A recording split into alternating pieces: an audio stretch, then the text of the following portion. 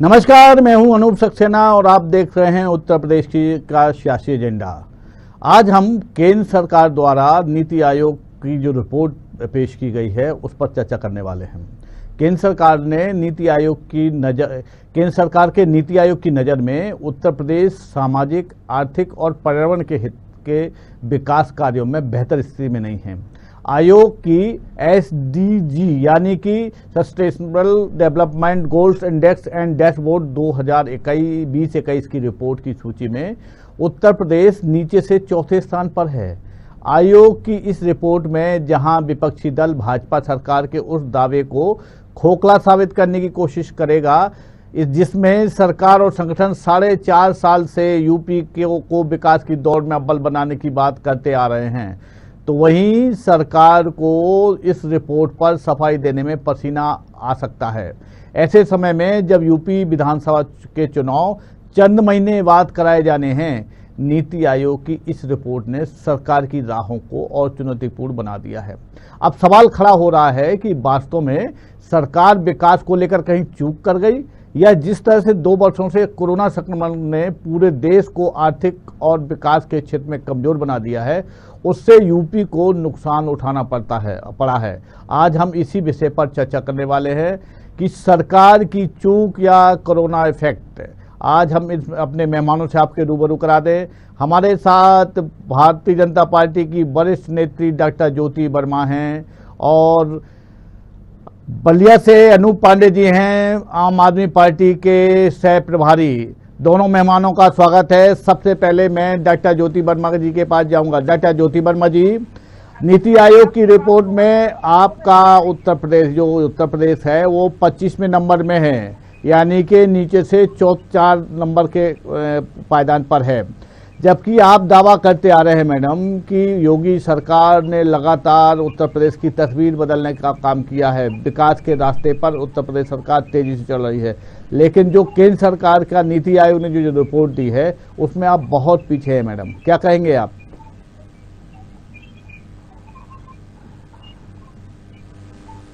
Doctor ज्योति वर्मा जी,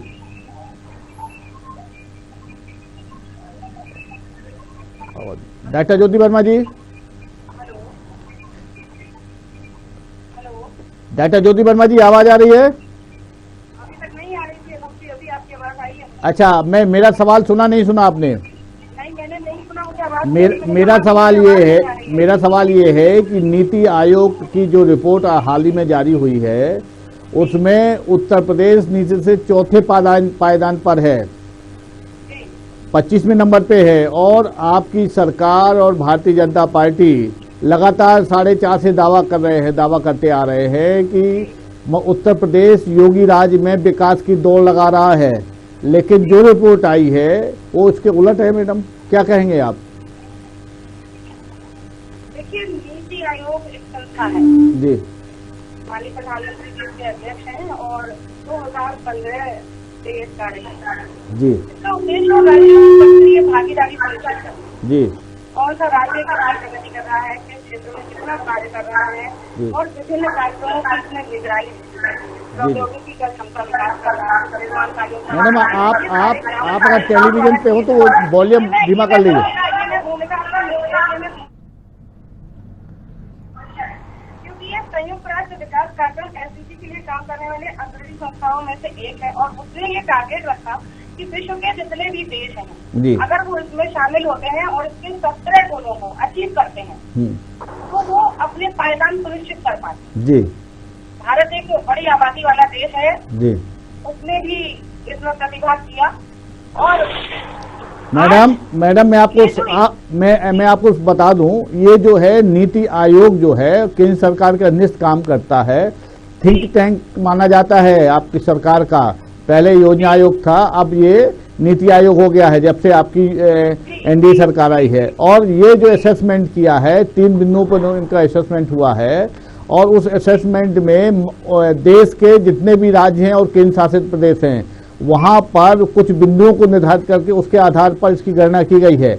उसमें मैं मेरी बात पूरी, उसमें मैडम उत्तर प्रदेश नीचे से चौथे पायदान पे यानी 25वें नंबर पे। मैडम, अब आप बात करिए। देखिए, इसके सूचकांक का अंत है ठीक है जी पूरे देश में किसी भी प्रदेश को अभी तक तो उनको प्राप्त नहीं है जी।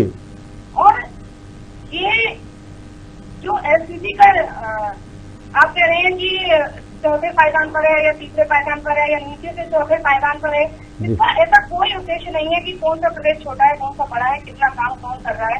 इसका उद्देश्य मात्र इतना है कि सारे प्रदेश मिलकर एक साथ कार्य करेंगे, तब ये निर्धारण भारत कर पाएगा कि हम विश्व स्तर पर कहाँ पर। मैडम मैं आपको इसके उद्देश्य बता देता हूँ।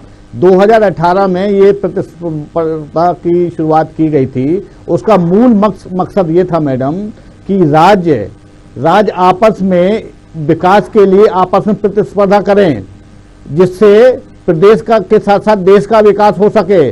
लोगों में आगे आने के लिए प्रतिस्पर्धी भावना जागृत हो, जिससे और मेहनत के साथ और पूरी तन्मयता के साथ काम किया जाए, पूरी समर्पण के साथ काम किया जाए। ये इस पिछले लगातार 3 साल से 18, 19 और 20, 21 का चल रहा है। लगातार ये प्रतियोगिता चल रही थी।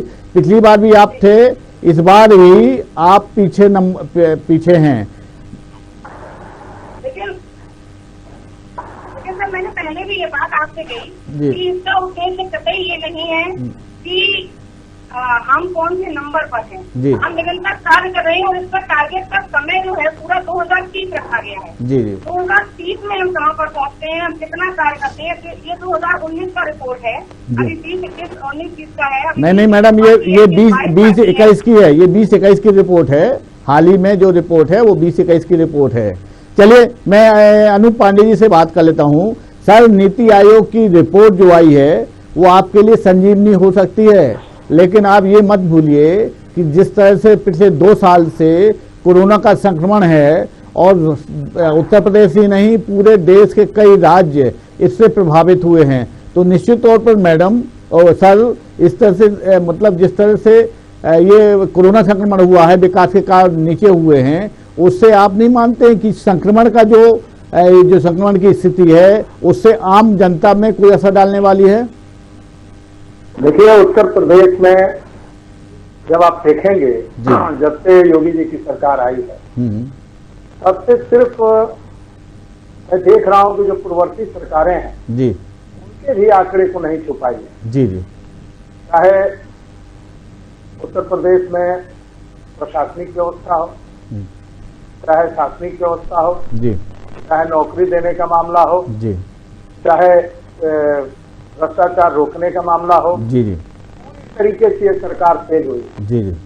हम 4 दिन की घटनाओं का वर्णन करना चाहते हैं। आप ऐसे ही करते रहेंगे, 4-4 दिन का घटनाक्रम इनका देखेंगे योगी सरकार का, तो दूध का दूध और पानी का पानी हो जाएगा। 4 दिन पहले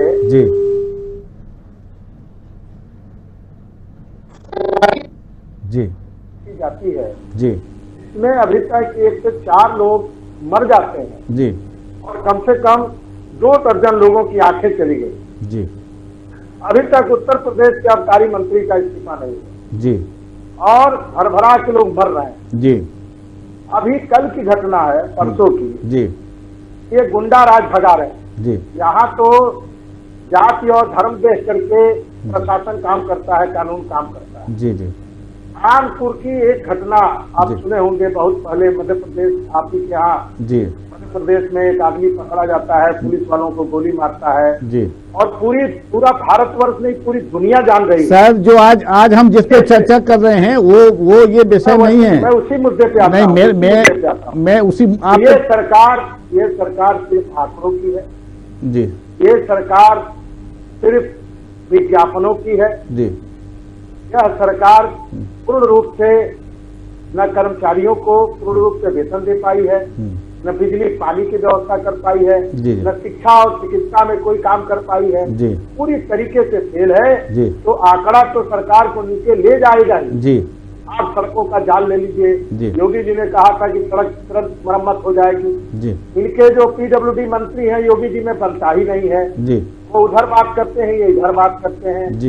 उत्तर प्रदेश के 150 विधायक नाराज हैं। तो सवाल ये उठता है कि जो इनका विकास का आंकड़ा है वो 4था, 5वां, 6ठा चाहे जो भी हो तो आंकड़ा की बात हो गई। लेकिन हम जमीनी हकीकत की बात करते हैं। जमीनी हकीकत पर यह सरकार जनता के प्रति कोई जवाब दे नहीं है और इस सरकार की कोई अकाउंटेबिलिटी नहीं है। चलिए डॉक्टर ज्योति वर्मा जी, जमीनी हकीकत पे आपकी सरकार जनता के प्रति जवाबदेह नहीं है, क्या कहेंगे आप? जी जी, अनूप पांडे जी, ज्योति जी तकनीकी रूप से अभी हमारे साथ जुड़ी नहीं है, आप अपनी बात पूरी रखिए सर। देखिए, सवाल ये उठता है कि उत्तर प्रदेश की जो स्थिति और परिस्थिति हो गई है कि अभी एक नारायण सिंह भदौरिया है, कानपुर से भाजपा के जिला मंत्री, जी जी, एक दुर्दंत अपराधी को जी, जो डिस्ट्रिक्ट टीचर है मनोज सिंह जी, उसको उनके लोगों द्वारा, उनके गुर्गों द्वारा जहां अपराधियों की जो मीटिंग किए थे अपना जन्मदिन, सर आप कानून व्यवस्था के अलावा कानून व्यवस्था की बात छोड़कर विकास कार्यों की बात करें सर, ये अलग बात है, विकास कार्यों की बात करें ना सर। विकास कार्यों में क्या इनका विकास कार्य कुछ हुआ हो तब तो नहीं, मैं वही कह रहा हूँ, कहाँ फेल हुई है, कहाँ फेल हुई है? शिक्षा का जो विभाग है जी जी, शिक्षा के विभाग में ये जरा बता दें जी कि कौन सा इनका जो बेसिक शिक्षा है, छोड़िए बड़े बड़े, जी जी, बेसिक शिक्षा जहाँ बच्चे पढ़ने जाते हैं, हाँ हाँ, उसकी हाल देख लीजिए। अभी कस्तूरबा गांधी, हाँ, जो बच्चों के लिए, जो गरीब बच्चों को पढ़ाने के लिए जो पूरे उत्तर प्रदेश में 15-16 जो कस्तूरबा गांधी विद्यालय है जहाँ बच्चे रहते भी हैं और पढ़ते भी हैं, वहाँ इस कोरोना काल में 3 महीने का जब छुट्टी है तब वहाँ से किसी से कहीं से 20 लाख रुपया, बच्चे खाना खाए हैं, बच्चे यहाँ रहे हैं, किसी से 20 लाख रुपया, ये घोटाला हुआ। यहाँ पे जल शक्ति घोटाला हुआ, यहाँ पे शिक्षा मंत्री ने घोटाला किया, जल शक्ति घोटाला किया, यहाँ पे घोटालों का दौर चल रहा। लेकिन यह विज्ञापन की सरकार, यह अकड़ की सरकार, यह आंकड़े की सरकार, उत्तर प्रदेश के लोगों ने गलती कर दिया है, कितना प्रचंड बहुमत दिया है। यह सरकार चाहती उत्तर प्रदेश की तो बहुत कुछ कर सकती थी, लेकिन ये सरकार चारों खाने स्थित हुई है, चारों तरफ से फेल हुई है। अगर आंकड़ा देखा जाए कोरोना का, आप विकास की बात करते हैं, कोरोना तो अभी आज आया है ना, अभी तो 1.25 साल हुआ, अगले मार्च में आया था ये 2020 में। जी जी, इसके पहले इनका कौन सा विकास का मॉडल है, कौन सा इन्होंने विकास किया है? बिजली के मामले में रोज काटते हैं, बिजली सबसे ज्यादा वसूलते हैं, बिजली के बीच 5,000, सामान्य परिवार में 4,000, 5,000 लोग त्रास मचाए हैं बिजली के सवाल पर। लेकिन सर मेरा एक सवाल है, आप जो बात कर रहे हैं निश्चित तौर पे सही है, हो सकता है सही हो उसमें। मेरा एक सवाल आपसे ये है कि नीति आयोग की जो रिपोर्ट है वो उसमें सभी दल मतलब उन्होंने पूरे प्रदेश को लिया है, सारे देश के सारे स्टेटों को लिया है और उन्होंने बिल्कुल पूरी पारदर्शिता से रिपोर्ट पेश की है। जो जिसकी बात कर रहे हैं उसी आधार पर उन्होंने ये रिपोर्ट बनाई है, तभी उत्तर प्रदेश को नीचे से चौथे पायदान पर आए हैं। सर मेरा सवाल ये है कि नीति आयोग की जो रिपोर्ट है उस पे, उसके आधार पर जनता के सामने जो बात जा रही है वो उसे आप किस तरह से रखोगे? एक दूसरा सवाल ये है कि कोरोना संक्रमण काल में जिस तरह से उत्तर प्रदेश सरकार ने बेहतर काम किया है उसकी सराहना न्यायालयों ने और आयोग संयुक्त संघ ने भी किया है। सर तो ये सब चीजें, चूंकि अब चुनाव में 2-4 महीने 5-5 महीने का समय है, ऐसे में जनता के पास आप इन मुद्दों को, जो नीति आयोग में जो रेटिंग आई है उसको क्या ले जाएंगे और अगर नहीं ले तो किस आधार पे जाएंगे सर आप? मैं आपकी बात को पूर्ण रूप से थोड़ा सा विस्तार से बताना चाहता हूँ। जी, भारतीय जनता पार्टी जी सिर्फ हवाबाजी करती है। जी, आप ध्यान से जरा थोड़ा सा पीछे जाइए। जी जी, ये ऐसी झूठ की पार्टी है जी जी, एक ही दिन में पूरे देश में गणेश जी को दूध पिला देती है। जी जी, भारतीय जनता पार्टी की जब से केंद्र में सरकार आई है सीएजी का कोई मतलब नहीं, अब कोई जांच नहीं होता है। जी जी, सीएजी से बड़ा कोई जांच की संस्था नहीं है। जी जी, प्रधानमंत्री केयर फंड की कोई जांच नहीं। जी जी, सरकार के जितनी एजेंसियां हैं सारी एजेंसियों को इन लोगों ने हैक कर लिया जी। यहाँ तक कि सुप्रीम कोर्ट का जो चीफ जस्टिस होता है जी, वो भी इंतजार में बैठा रहता है कि जरा आराम से करें ताकि रिटायर होने के बाद कोई जगह मिल जाए। आपने उदाहरण के तौर पे तो इनके सामने जितने देश की एजेंसियां हैं भारत सरकार के सामने वह अपना या तो सो गई हैं या तो आंख बंद कर ली हैं। हाँ। और ये जो रिपोर्ट आई है, इस रिपोर्ट का कोई बहुत ज्यादा मायने मतलब नहीं है, क्योंकि धरती पर लोग देख रहे हैं, जनता डायरेक्ट 200 रुपया लीटर ये खरीद रही है खाने के तेल, 100 रुपया बिक रहा है पेट्रोल, महंगाई चरम पे जा रही है, बेरोजगारी दर आपने देखा सबसे ज्यादा बेरोजगारी बढ़ी है। 27 करोड़ लोग बेरोजगार हुए हैं सब मिला जुला करके। तो सवाल ये उठता है कि ऊपर से लेके नीचे तक ये सरकार पूरी तरीके से चरमरा गई है। आर्थिक रूप से आज GDP -7 से चला गया। जब इस देश में इंदिरा गांधी थी, जब युद्ध हुआ था, उस समय भी GDP -5 पॉइंट कुछ पे गई थी। लेकिन वो एक दूसरा समय था। आपके पास कोरोना के सेकंड लहर को बचाने का पूरा समय था, लेकिन आपने मिस मैनेजमेंट करके पूरा समय बर्बाद कर दिया। उत्तर प्रदेश का लीजिए, उत्तर प्रदेश में तो योगी जी की तो ऐसा जांच होना चाहिए मौत की। मौत पर तो सुप्रीम कोर्ट को संज्ञान लेना चाहिए उत्तर प्रदेश की मौतों पे। मैं आपको एक आंकड़ा बता रहा हूँ, पहले कोरोना पे आइए। वो जो इनका चलिए संभवतः ज्योति जी, डॉक्टर ज्योति वर्मा, अनूप पांडे जी, मैं आपको रोकना चाहूंगा। डॉक्टर ज्योति वर्मा जी से संपर्क हो गया है। ज्योति जी आप हमारे साथ हैं? ज्योति जी, अच्छा चलिए अनूप जी आप अपनी बात रखें पूरे। इनके आप 5वें नंबर पे हो, ये आंकड़ा कुछ होने वाला नहीं है। आंकड़ा इनका तो अभी आ जाएगा कि संयुक्त राष्ट्र संघ ने इनको बहुत बड़ा तगमा दे दिया। आपको बता दूं, उत्तर प्रदेश में 80 जिले हैं और 80 जिले में 57-58 हजार गांव है, न्याय पंचायतें हैं। कोई ऐसी न्याय पंचायत नहीं है जिस गांव में 20 लोग 25 लोग न मरे हों। आप जोड़ लीजिए आंकड़ा, 58 हजार में मल्टीप्लाई कर दीजिए 10 का, मिनिमम बता रहा हूँ, तो भी 8 लाख लोग होते हैं। और इनका आंकड़ा क्या है उत्तर प्रदेश में मरने वालों का? आपके सामने है, पूरे देश में 4 लाख बताया जा रहा है। तो कहने का मतलब कि सीधे सीधे सुप्रीम कोर्ट को मौत का संज्ञान लेना चाहिए। उत्तर प्रदेश में इनको तो अब एक कोरोना बहाना मिल गया, कोरोना के नाम पर पुलिस के अत्याचार मिल गया। छोटे छोटे व्यापारियों को जो ठेला, आपने देखा होगा उन्नाव में एक लड़का सब्जी बेच रहा था, पुलिस ने उसको इतना मारा कि थाने में मर गया। क्या ये घटना नहीं है? क्या इस पे पब्लिक में आक्रोश नहीं है? क्या उन्नाव जनपद के लोग देखे और जाने नहीं? ये कितनी बेरहम सरकार है कि पुलिस वाले सब्जी वाले को इतना पीट देते हैं। वो सब्जी ही तो बेच रहा था, आप तो जहर की दुकान खोल के बेच रहे हैं। 104 लोग 5 लोग मरते हैं, आपके अंदर संवेदना नहीं है। तो सब मिला करके उत्तर प्रदेश के जो चुनाव के मुद्दे हैं, ये आंकड़ा से भी ऊपर जो सरकार की अकड़ और सरकार का जो लोगों के प्रति नजरिया, जो अलग अलग जाति और अलग अलग धर्म के लोगों के प्रति इन्होंने जो नजरिया अपनाया है, ये भी जनता में जाता है। मैं आपको बता दूं, उत्तर प्रदेश एक ऐसा राज्य है जहाँ से जो मोनोपोली चलती है पूरे देश में चलती है।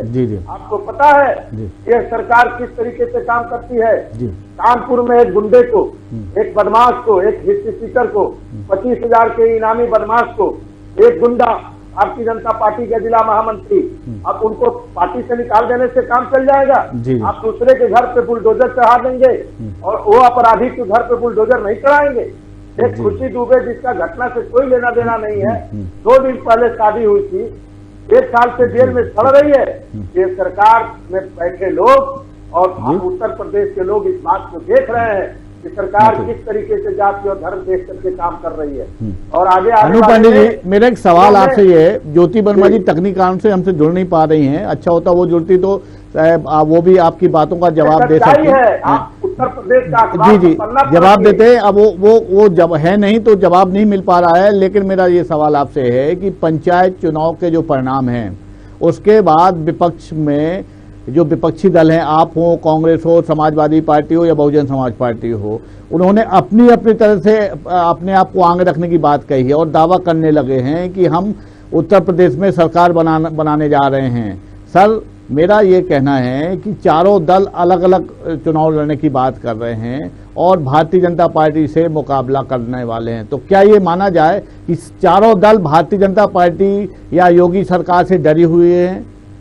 नहीं, देखिए हर दल अपने अपने तरीके से अपने अपने विचारधारा से चुनाव लड़ेगा जी। भारतीय जनता पार्टी जो अपना कर्म किया है, जो काम किया है उस पर चुनाव लड़ेगी जी। कांग्रेस पार्टी ने जो किया है उस पर चुनाव लड़ेगी जी। समाजवादी पार्टी अपने उस पर चुनाव लड़ेगी और आम आदमी पार्टी जो इसका मॉडल है दिल्ली का अरविंद केजरीवाल जी मॉडल, हम शमशान और कब्रिस्तान की राजनीति नहीं करते, हम इंसान की राजनीति करते हैं, हम बेहतर करके देंगे, हम शिक्षा पे चिकित्सा पे काम करेंगे, हम रोजगार पे काम करेंगे। लेकिन सर आपके जो विपक्षी दल हैं वो तो आपका जो दिल्ली मॉडल है उसको वो कह रहे हैं फेल हो गया है पूरी तरह से, लोगों में केवल कुछ लोगों को ही उसको लाभ मिल रहा है। सर कैसे कुछ लोगों को लाभ मिल रहा है? बिजली का बिल 200 यूनिट फ्री है कि नहीं है? पूरे वहाँ दिल्ली की जनता को वाईफाई फ्री है कि नहीं है? महिलाओं को बस यात्रा मुफ्त है कि नहीं है? वहाँ पे पानी फ्री है कि नहीं है? क्यों नहीं फ्री है? वो तो दिखने वाला है।